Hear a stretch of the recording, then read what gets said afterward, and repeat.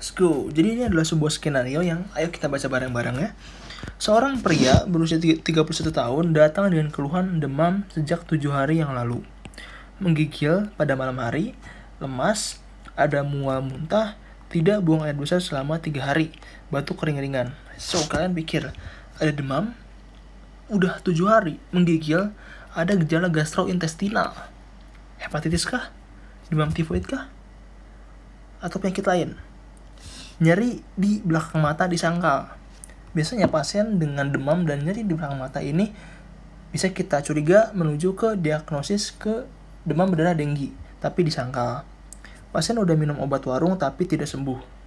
Di keluarganya tidak ada penyakit yang serupa.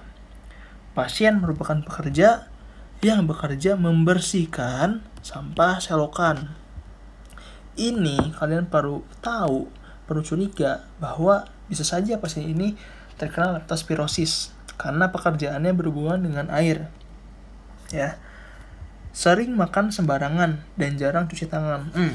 Pasien sering makan sembarangan di pinggir jalan, jarang mencuci tangan.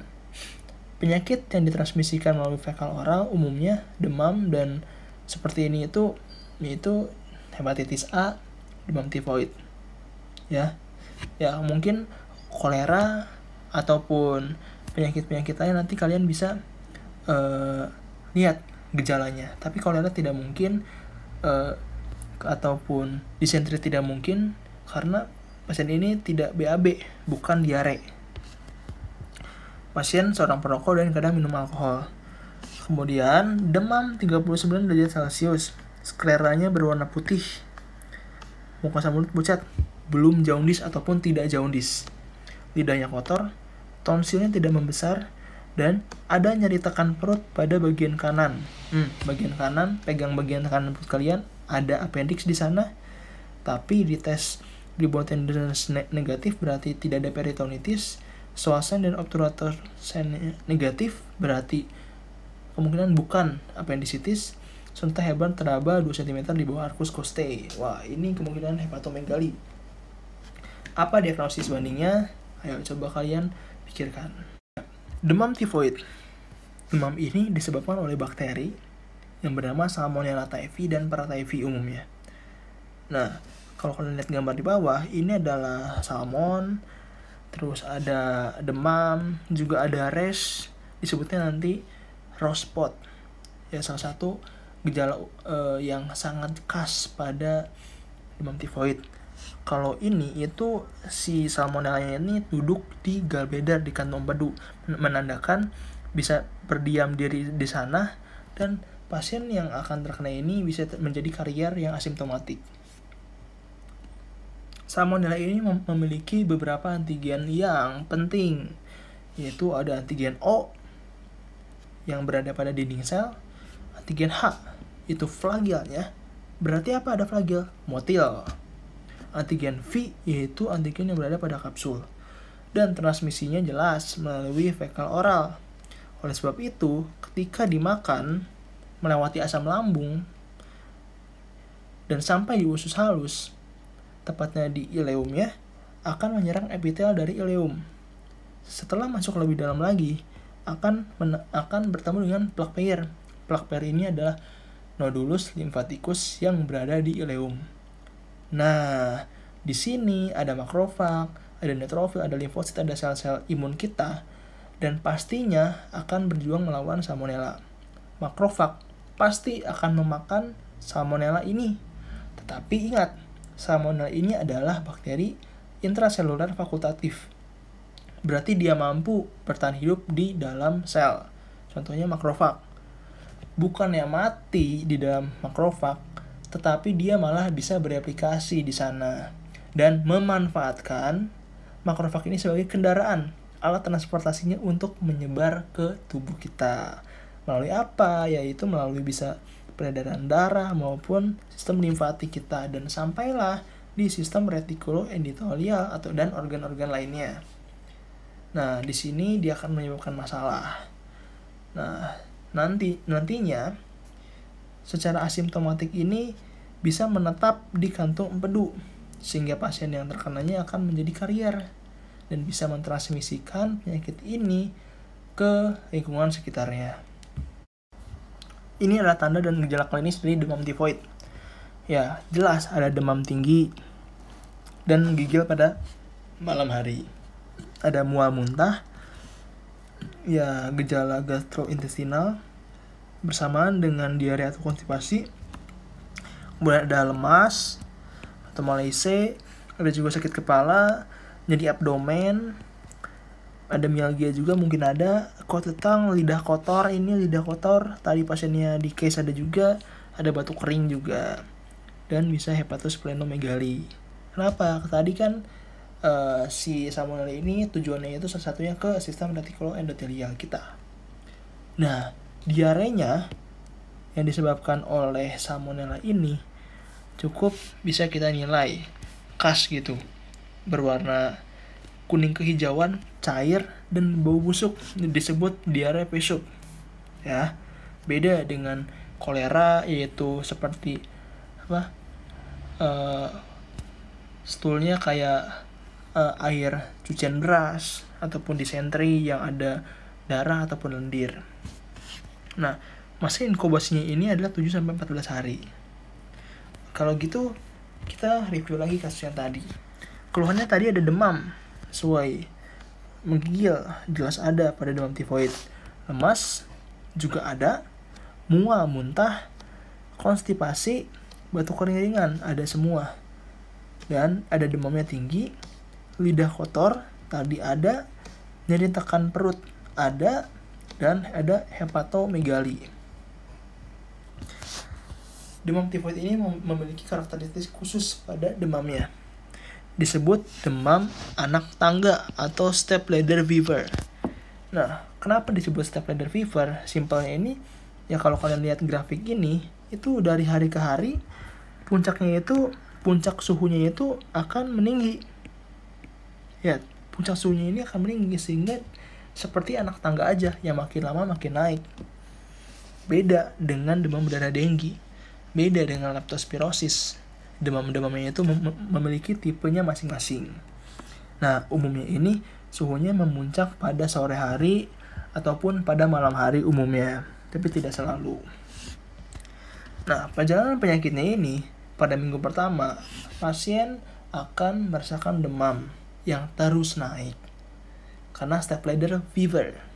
Terus ada gejala gastrointestinalnya, bisa itu mual ataupun udah sampai muntah, bisa juga dia diare ataupun konstipasi.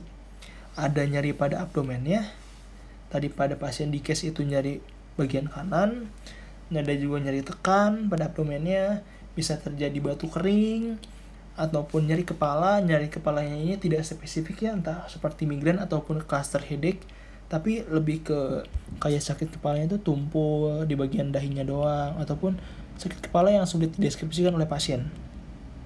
Ada malaise, ada juga mungkin delirium. Tapi ini tidak selalu terjadi ya, malaise dan delirium ini. Dan pada akhir minggu pertama muncullah rose spot. Rose spot ini adalah bercak-bercak merah rash pada bagian tubuhnya, khususnya pada perut, dada ataupun punggung, dan hilang setelah 2-5 hari kemudian. Demamnya ini akan stabil di suhu 39-40 derajat Celcius. Pada minggu kedua, gejala-gejala tadi itu terus berlanjut, bahkan bisa semakin parah. Distensi juga dapat terjadi pada perutnya, kembung, semakin mengeras perutnya, bahkan bisa juga ada hepatosplenomegali, dan umum terjadi. Pada minggu ketiga, bila pasien masih belum sembuh ataupun masih bertahan, demam ini terus terjadi, dan mungkin tambah parah. Nafsu makannya berkurang drastis. Kenapa? Ya, mual muntah, gimana mau makan? Dianya diare ataupun konstipasi, perutnya nggak enak, mau makan juga nggak bisa. Ya jelas, pasien akan menurun berat badannya secara signifikan. Bisa juga mengalami typhoid state, itu keadaan mental di mana ada apatis, kebingungan, bahkan ada psikosis. Ya, psikosis itu adalah suatu gejala pada mental kita ditandai dengan halusinasi, bisa juga waham. Dan pasien ini bisa terjadi perforasi pada ususnya, pada ileumnya. Wah, jelas ini kondisi yang berbahaya dan harus dioperasi untuk menutup perforasi ini, bahkan bisa sampai kematian. Pada minggu keempat, bila pasiennya bertahan, demam, gangguan mental tadi, typhoid state maksudnya, ataupun delirium, distensi perut, dan gejala lainnya itu akan mulai membaik. Beberapa pasien ini bisa menjadi karier asimptomatik yang dapat mentransmisikan infeksi. Tadi kalau kalian ingat gambar pada salmonella yang duduk di gallbladder, nah si salmonella ini bisa menetap di kantong empedu manusia dan akan menjadi karier manusia tersebut. Komplikasi pada usus dan neurologi ini tetap terjadi pada pasien yang tidak diterapi. So, walaupun sembuh, seperti demamnya udah sembuh, gangguan mental sembuh, gejala lainnya membaik, tapi kalau misalnya tidak diterapi, keadaan pada usus, neurologinya itu bisa tetap terjadi. Pada pemeriksaan penunjang, kalian bisa tes seperti biasa, ada CBC-nya ataupun rajunap darah, itu akan terlihat bahwa terjadi peradangan di tubuh.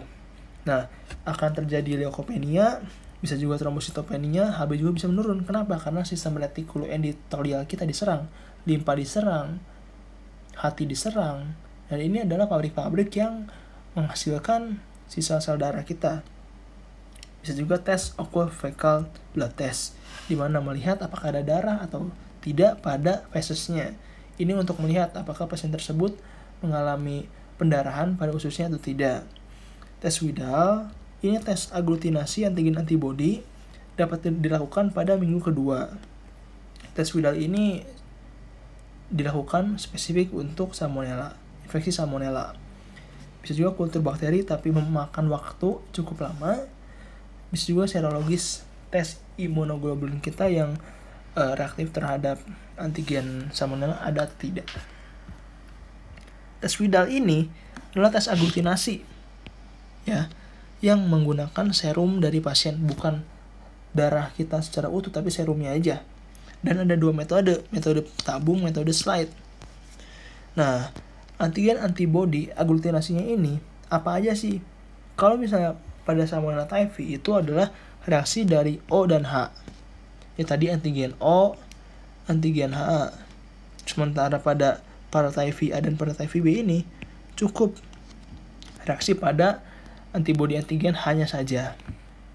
Nah, antibodi ini akan muncul pada akhir minggu pertama. Oleh sebab itu, tadi disarankan bahwa tes Widal ini dilakukan pada minggu kedua. Dan memuncaknya ini pada minggu ketiga. Kenapa nggak minggu ketiga aja? Ya itu sudah terlalu lama. Disarankan untuk tes 2 kali di waktu yang berbeda untuk membandingkan apakah terjadi peningkatan atau tidak. Positif bila O antigennya ini lebih dari 1:100. Sementara H-nya itu 1:200, lebih dari nilai ini dianggap positif. Untuk terapi ini, simptomatik terlebih dahulu jelas harus kita tangani, di mana diberikan antipiretik, antiemetik bila pasiennya mual muntah, juga vitamin untuk penyembuhan dari sistem imunnya, bisa memperbaiki sistem imun kita. Terus juga kalau pasiennya sudah didiagnosis, itu harus segera diberikan antibiotik. Kalau udah didiagnosis ataupun curiga ini tifoid, wah kasih antibiotik. Ada 2 lini pengobatannya. Lini pertama itu terdiri dari ada chloramphenicol, bisa menggunakan ampicillin atau amoxicillin, atau juga bisa menggunakan TMP SMX, trimethoprim supermethoxazone. Lini kedua diantaranya itu ada ceftriaxone, cefixime, dan quinolone.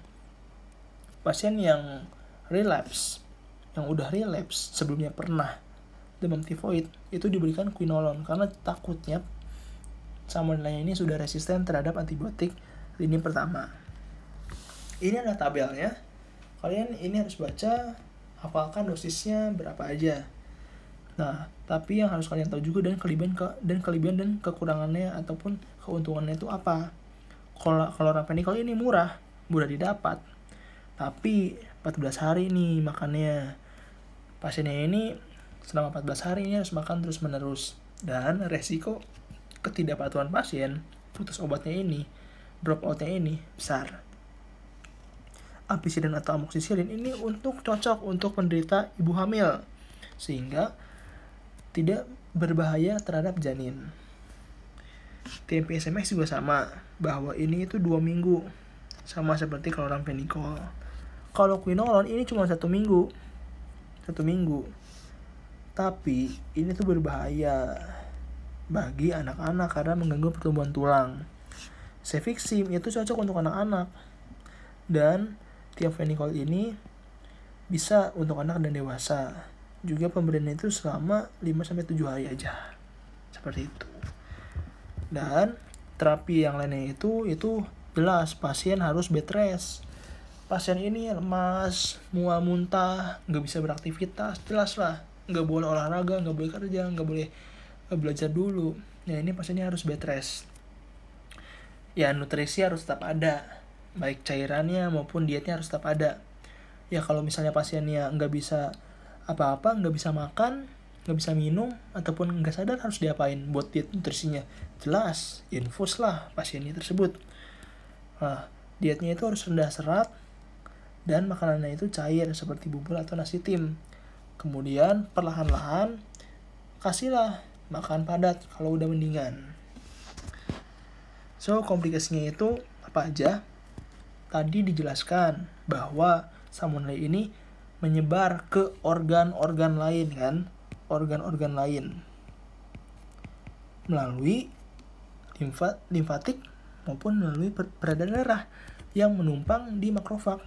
Kalau misalnya nempel di hepatitis tifosa, nempel di pankreatitis tifosa, ke paru-paru, pneumonia, ke tulang, osteomyelitis, ke jantung, miokarditis, ataupun kalau ke sendi, artritis, ataupun ke organ-organ lain lah, bisa gitu. Bisa juga terjadi shock sepsis, kondisi yaitu bakteremia, di mana bakterinya ini udah banyak di dalam darah dan ditandai dengan tensinya drop, tekanan darahnya turun drastis, sementara nadinya meningkat. Itu adalah ciri-ciri dari septic shock. Bisa juga peritonitis, bisa juga perforasi usus.